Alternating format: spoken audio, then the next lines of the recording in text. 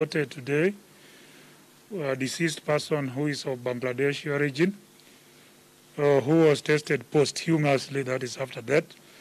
And that also answers various questions that we not only look at the deaths at the community level, but suspected deaths at the community level. We go ahead to collect a posthumous sample to verify if the deaths are due to COVID.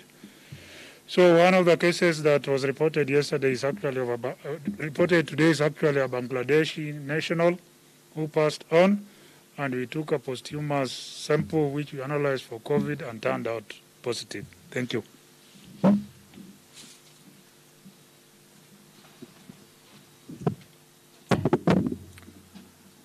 From the broader government perspective,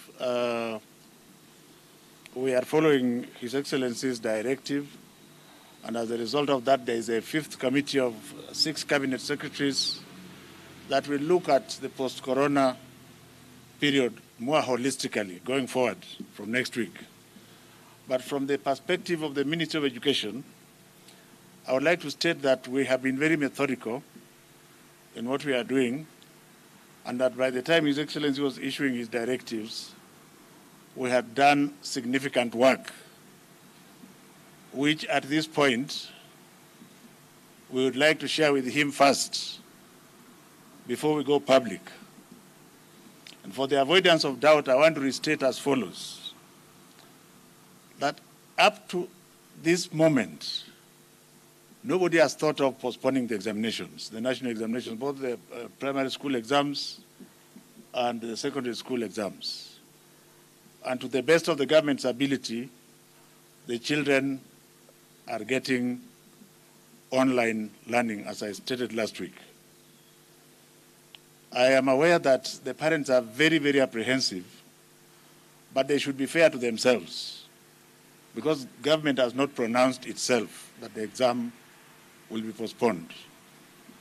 And after His Excellency the President concurs with what the Ministry of Education has methodically gone through, I hope that during the course of next week, we shall tell you the various scenarios that we have come up with, and not all of them involve a doomsday situation.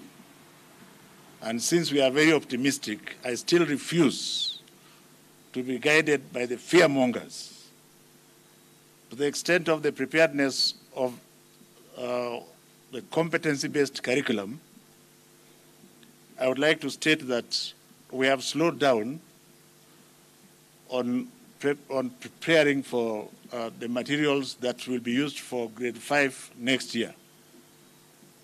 But in some of those scenarios, we have given options which would still mean that if all goes well, we shall still launch grade 5 come January or February of next year.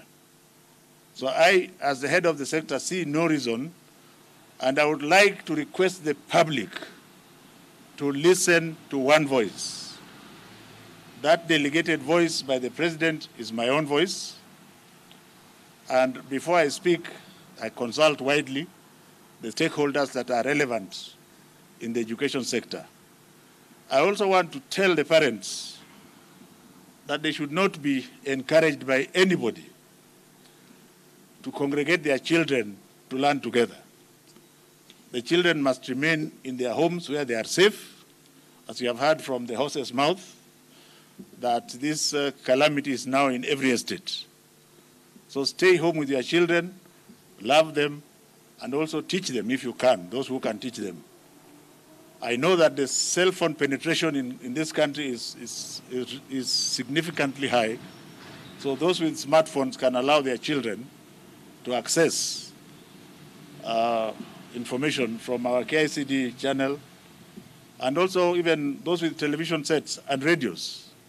All these put together will invariably just leave a small number of children, and that number is what is giving us sleepless nights. Let's leave it there for now, and I would want the members of the Fourth Estate to continue to encourage, because I have seen in some situations they want to get many opinions. Mine is to tell you that we have one people and one government and one leader. So you listen to one voice, and that voice is the anointed voice that will tell you what His Excellency the President wants you to hear. Thank you very much.